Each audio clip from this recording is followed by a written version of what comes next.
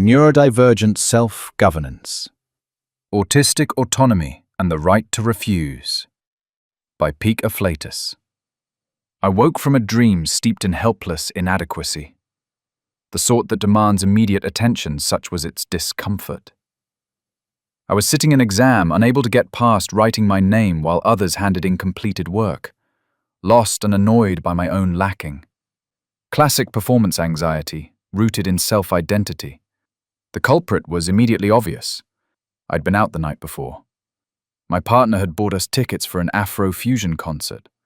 Ghana's finest on stage, an impressive performance of drumming and melody, sending a trance-like pulse through the room. It was wildly interactive, with follow-along dances, and the crowd urged to join in.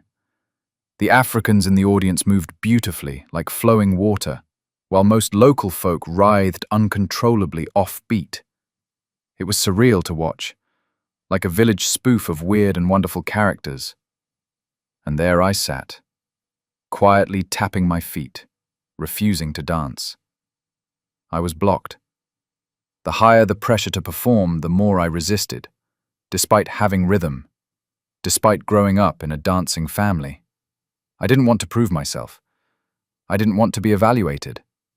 I watched the moves most people struggled with, knowing I could perform them, yet holding to the illusion that if it wasn't perfect, it wasn't worth doing. The social script was clear, and I wouldn't read my lines. Instead, I studied the group dynamics, fascinated, observing the organized chaos while avoiding the performative nature of expected fun. The compulsion to hold back pushed itself to the front of my mind. Everyone else was having a great time, while I wondered why I resisted showing them how it was done. I was happy to watch, to study the texture of the moment, but unable to dissolve into it. I felt both inadequate and frustrated.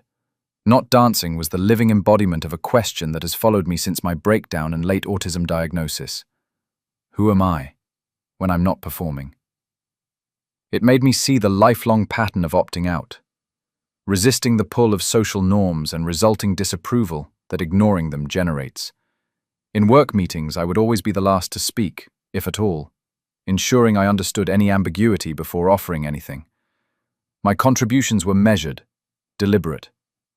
In social settings, my nervous system safeguards me by hanging back, sensing the scene before stepping in. People often read this as aloof. In truth, they were glimpsing authenticity. I've come to realize my instinctive avoidance is not about disliking music and spectacle, or even the chaos and noise. It's the discomfort with situations where participation is seen as proof of belonging, and the friction of being the odd one out.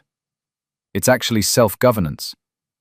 The same quality that allows me to hike solo. The same quality that lets me break unspoken rules.